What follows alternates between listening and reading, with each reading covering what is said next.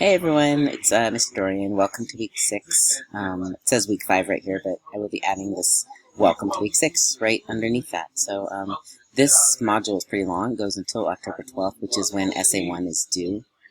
The most important thing is that you are working on your essay and that you are getting towards having a complete draft. That means an introduction with a thesis statement, a working thesis statement, all the body paragraphs, and a conclusion that you can read to me during our conference.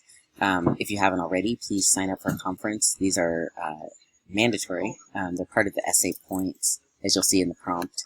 So you click on this link for conference signups, and then it will lead you to our sign-up page, which looks like this. And then pick your time and sign up. And I will be meeting you through Zoom. I just sent the Zoom links for Monday, September 28th. And tomorrow, on the 28th, I will send Zoom links for the rest of the conferences this week. And I will send the links for the conferences next week, later this week. So that's how you will get to the conference. As you're working, I really encourage you to look at the model body paragraph that's here in Canvas. It's also on our homepage, because that really is how I'm grading this essay. And I'm noticing that some people, lots of you are doing an awesome job, and I'm really proud of you for that. Some people seem not to have either not to have read the prompt or not to have seen the model, or both, and that's a little bit concerning. So if you haven't had a chance to see the prompt or look at the model, I encourage you to do that.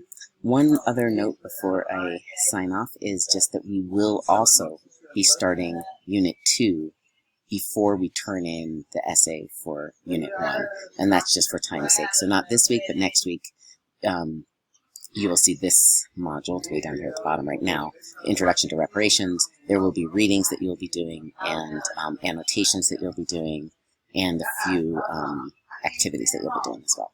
Okay, I think that's it for this week. I hope you are having a good time writing, and if you're having any kind of challenges about it, please feel free to reach out.